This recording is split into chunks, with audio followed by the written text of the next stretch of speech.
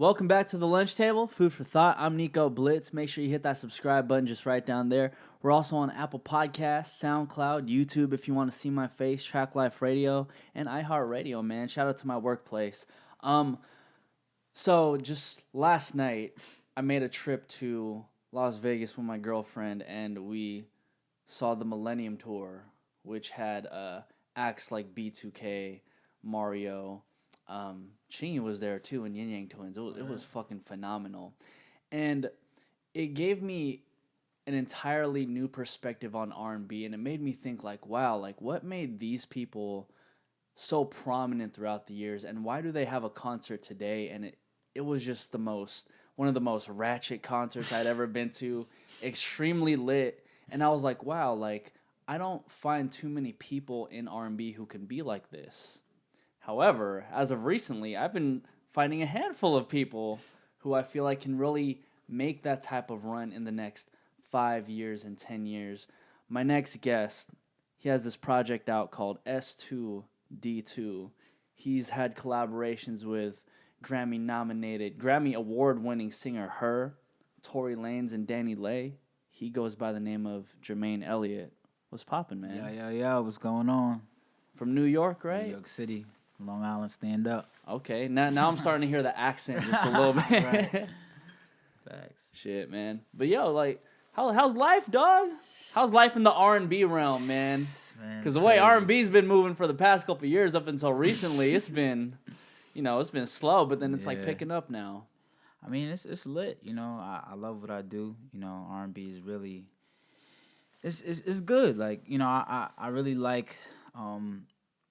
I like making music. I love making music. I always loved making music. So this is just something that I do. Yeah. You know? Who are some of the R&B influences that you grew up listening to? Usher, Marion, Michael Jackson. Yeah. Just a couple people. You know what I mean? Like it was many different people that I feel like influenced me growing up. You know. As an artist and stuff like that. What was your favorite Usher song? Oh man, You Don't Have to Call. See, I can't hit it like you can though. You want to hit that note really quick?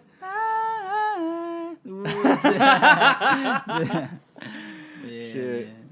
So yeah, man. I mean, R&B, such an influential genre, man, and I think it really hit people on the head in like the 2000s, like the 90s, and especially in the 2000s. But then like it kind of just took a weird turn coming into the 2010s. Like it was almost non-existent. Yeah, like R&B kind of like it changed because you know the hip hop scene was like taking over. Yeah, I mean it kind of like just switched. You know, so it was harder for like R&B to like stick out and like stand out. So. Yeah, but I feel like the true people still surviving. You know? Oh, of course. Yeah, for sure. And I feel like in the sense, like, I mean, I guess if you want to call it like a true R&B artist, are the people who are extremely vulnerable with their lyrics and really put themselves out there. Right. Like the same reason why you could sing like "How Could You" by Mario, like hella years later. Yeah. It's kind of like the same feeling I get when I was listening to S2D2, especially on the first track, man. When you're talking about like this girl Tiffany, I'm like, who the fuck is Tiffany? That's funny. Yeah. It's just it's been like I said again. It's been different. Like trying to keep the sound the same because music is changing and evolving. So it's like if you're not on top of it, like you might miss it. You might miss the wave. So So I got a question. Who's Tiffany? Yeah. You knew that question was coming though. You got a song Tiffany. Crazy. Somebody finna ask you who Tiffany is. I can't really tell my secrets. But yeah, it's just. It might not have to be a person. Maybe it could be just like, it just could be from a different perspective, I would say. Tiffany being like a metaphor. Metaphor, yeah. You know what I'm saying? So, that could just be a thing. Tiffany could be, just how you describe something like, in the music, So I feel like it's metaphor. Metaphor. I would say metaphor. Yeah. That's what's up, man. Yeah. So you growing up in Long Island, right? Like, what was that like for you? It was dope. It was really dope. Like, I met a lot of good people, and I started music out there. I had this class called it was a class by a guy named Mr. Young, and he used to let me like make beats in his class. But that's when GarageBand first started. That's so tight. yeah, so I started making beats, and he used to let me like skip class sometimes. You know what I'm saying? Just to make beats in his class. You know what I mean? Like he used to let me like chill. Was this a music class? Yeah, it's a music class. Oh, okay. Yeah, but like if I have next period, he'll let me like rock. Be like, yo, just keep making your beats. It's fine. So shout out to Mr. Young. But yeah, so it was dope growing up in Long Island. I feel like it gave me a lot of musical, experience. And Yeah. stuff, So even Mr. Young too, like was he allowed did you know how to play actual instruments at that time, or were you like just making everything off the keyboard? I knew how to play like keys. I knew how to play keys and drums because growing up in church, like I've learned how to play and stuff. So when I got to his class, it just kind of enhanced what I was doing. Like I actually learned the technical part of the actual programming and stuff. So, You weren't just like playing random shit, thinking that it sounded. Yeah, I was like, just elevation. Like at first, I wasn't as good. I just had to learn. And then after a while, I just got pretty alright. Well, it must have been really cool at such a young age to find somebody at your school to be like, yo, just like keep on doing your shit. Because I mean, in my situation growing up, they really just wanted to push like, yo, this is math class, this is religion class, this is like all these classes, and they didn't really have, I guess, the urge to develop the creative aspects of a child at that time. Right. I feel like he gave me just the room to like do what I wanted to do. I feel like things just happen for a reason, because from that class it taught me so much, like as far as music and like programming and stuff like that. So I feel like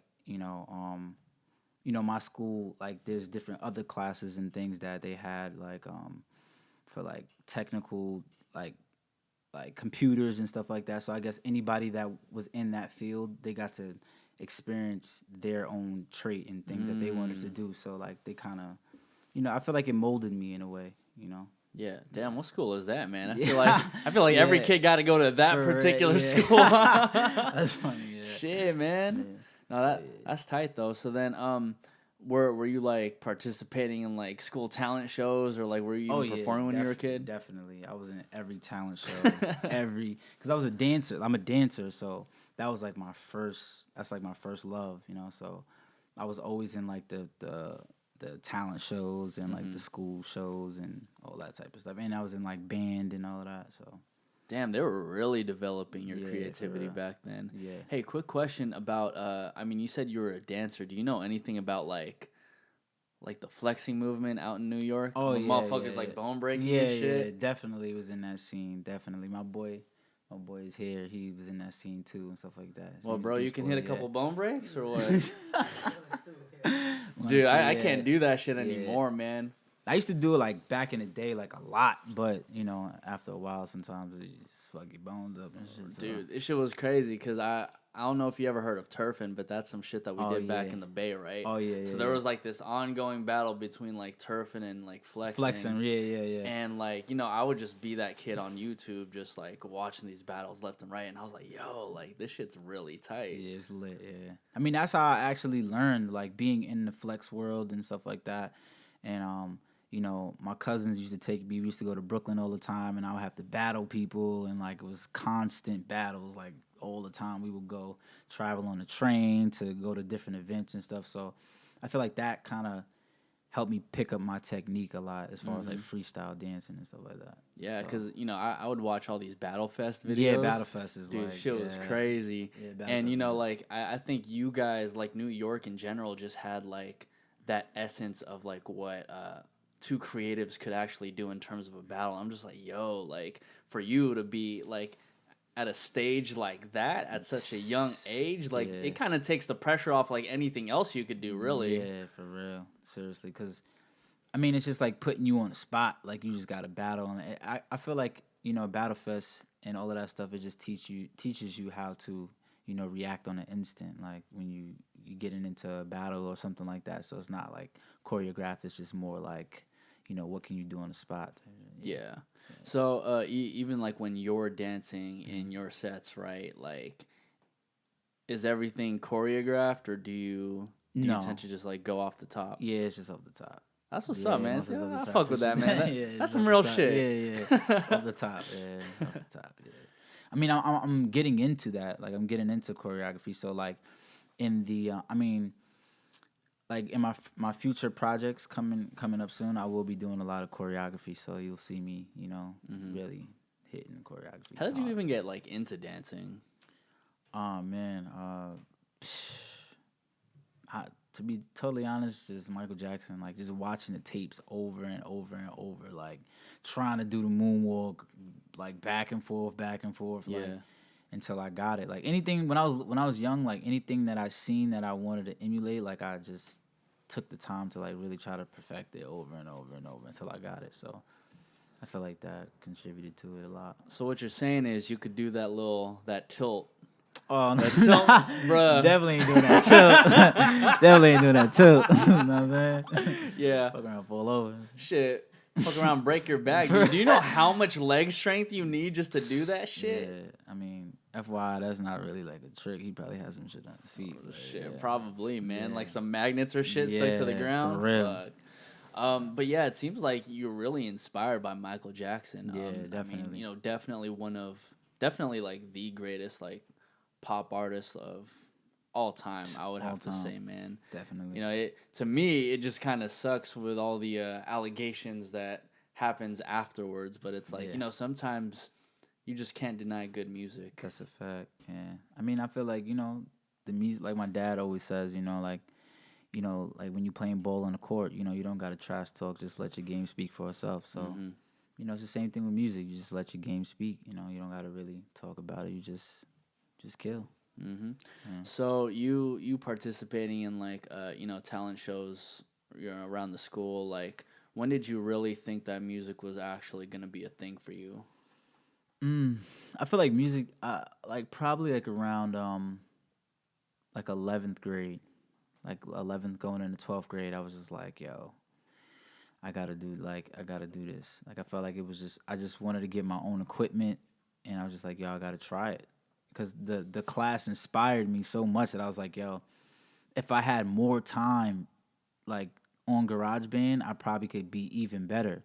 So I was like, all right, let me just get my own equipment and try it at the crib, and lo and behold, I just started getting good with it, and then I went on to bigger, like different programs and stuff. So yeah. I mean, I feel like GarageBand is like the complete basis of how everybody starts. Like, oh, this is free. We can just like fuck around on this. Try it. Yeah. And then what? You were buying your own equipment too, like your own microphones and everything. Well, my first set, like my dad helped me like buy my equipment like the first time, because I would tell him like like I really want equipment. Equipment was expensive back then, so I was just like, yo, like I used to tell him all the time, like, yo, I really want to be an artist. At the time, we didn't have the money, you know what I'm saying? So,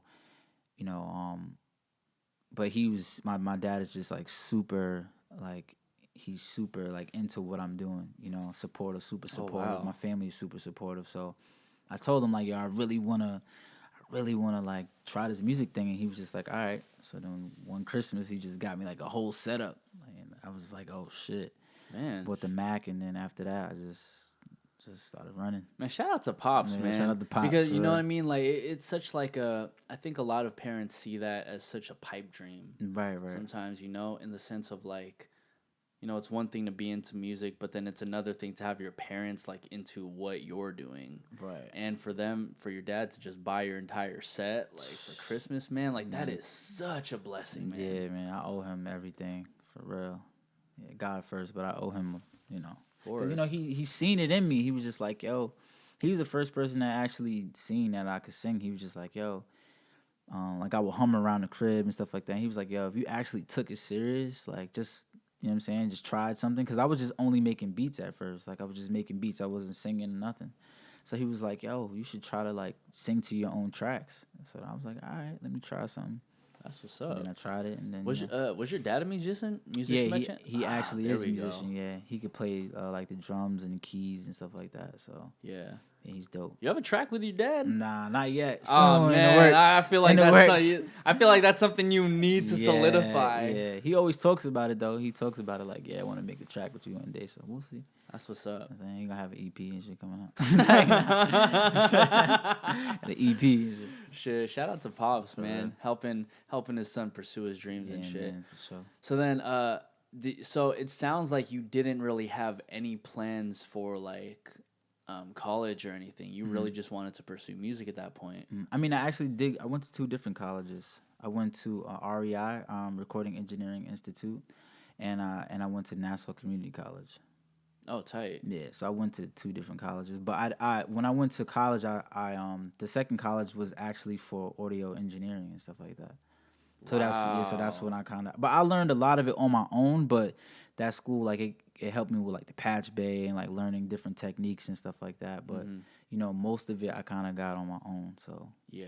But yeah. You know, I'm actually really surprised that you decided to go to school for audio engineering because I feel like a lot of artists nowadays just want to be the artist, but don't want to know the technical stuff behind everything else. Like Anderson Paak's engineer, she actually went to community college and she learned everything on analog. You know what I mean? Yeah. Anderson Paak is with obviously Dr. Dre, who works on fucking analog. Right. So I'm looking at her situation. I'm just like, you know, the reason why, like, one major reason why you're working with Dr. Dre is because you know fucking analog. But the only reason why you know analog is because you went to fucking school for it. School is definitely important. Like studying anything that you want to learn. Like I said again, it's like when I want to know something and I really want to get it down, like I'm interested in it. So I was like, yo, I have to go to school.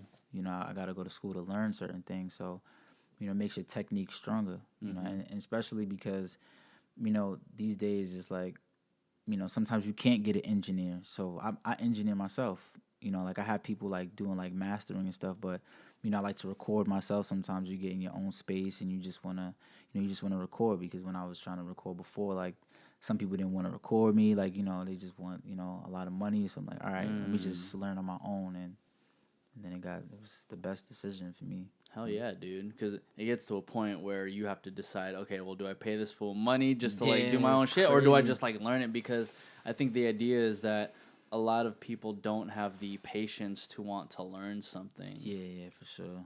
You just need time. Like, it's just time, all time. You know, you got to spend time on your craft or whatever it is that you want in life. You got to spend time on it.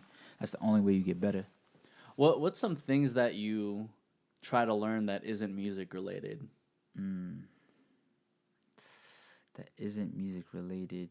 Because, for instance, like I be watching a lot of like Joe Rogan, for example, and he got me into this thing called ayahuasca. Oh, shit. Yeah, that's so deep. I mean, I haven't done it, but it's like, you know, it's interesting to just learn about like random shit like that. Yeah. Things I'm trying to learn besides music. Like boxing, maybe. Like boxing? Yeah.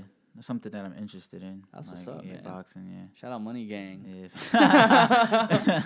You go into Vegas, it's just all you see is like a 50-0 fucking billboard. I'm just like, crazy. yo, like shit's crazy. Yeah, man, that's dope. Shout out to him, man. Yeah. For real. So, you end up going to college for you know, audio engineering, and you learn more about music. When do you start releasing like your own shit that's under like Jermaine Elliot? Were you even going by Jermaine Elliot initially? I wasn't going by Jermaine Elliot. Like when I first started, I was going by JLEA.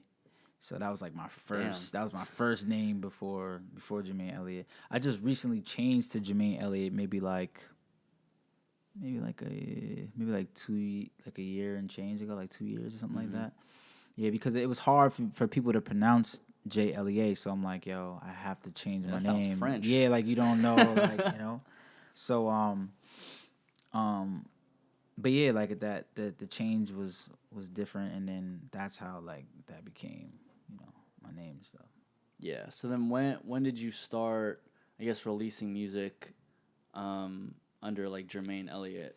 Probably like 2 years ago.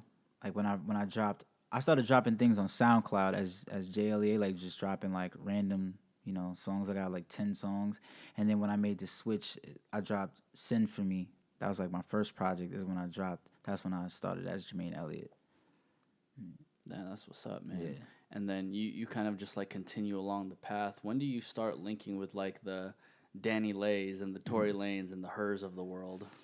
Well, like her, I kind of like one of my friends had introduced me to them. Like they had like a studio session, and I was like new to like over to that realm or whatever. So he said, "Yo, he's a dope writer." Da da da. So they got me in the studio, and then I met her. When she was first like coming out before she had like any songs out or anything like that. And then we worked on a project, and then like I just helped her with a song, and then it just got like she just blew up. Like it was just crazy. Like just seeing that, it was amazing. Which song was it? It's called Facts. Okay. Yeah, it's Facts. So yeah. So Danny Lay is like through a friend. You know what I'm saying? One of my friends, his name is Retro Future. He's dropping a mixtape, so he said, "Yo, I want you to get on this song. I feel like you would be dope on it." So I got on the song. He really liked it, and it's just crazy. And actually, Tory Lanez, one of my friends knows him, so he, we sent him a track, and he was like, "Yeah, I fuck with it." Yeah. So, Yeah, man, you got some friends who are really tapped in. Yeah, man, gotta be tapped in. Yeah. So that's what's up. So yes, I mean it's kind of cool knowing that the idea that just being like 6 people away from each other, man. Mm-hmm. Have you ever heard of that? No. Like you're kind of like there's 6 degrees of separation when it comes to everybody in the world. So essentially you are 6 people away from knowing President Barack Obama, for example. Wow, that's crazy. Right? And like, for instance, like her, like I know you and you know her, that's only like 2 degrees of separation. And it's like, it's the idea that like, no matter how big the world gets, we're all just so very connected in that way. Right. And in this industry especially, like it's important to keep as many relationships as possible and as healthy as possible in all those relationships. Right. Yeah. So yeah, it is important. Like it definitely is important. You never know who you meet. Like I feel like everything happens for a reason. So like I said, you guys got to be patient and just let God work. And like I said, you never know who, like you always got to. I feel like you always have to treat people with respect and like because you never know who somebody could be. You can meet somebody on the street and that person could change your life. Mm-hmm. So I feel like that does make a lot of sense. I'm into that, man. So your project, Songs to Drive to, where'd that inspiration come from? I actually got that title from one of my friends because I was asking people like on Instagram like, "Yo, what should my tape be called?" or whatever. Man, that's when I was dropping like Send For Me. So I was like, "Yo, what should my tape be called?" And one of my friends, my old friend from high school, he was like, "Yo, it should be like Songs to Drive To."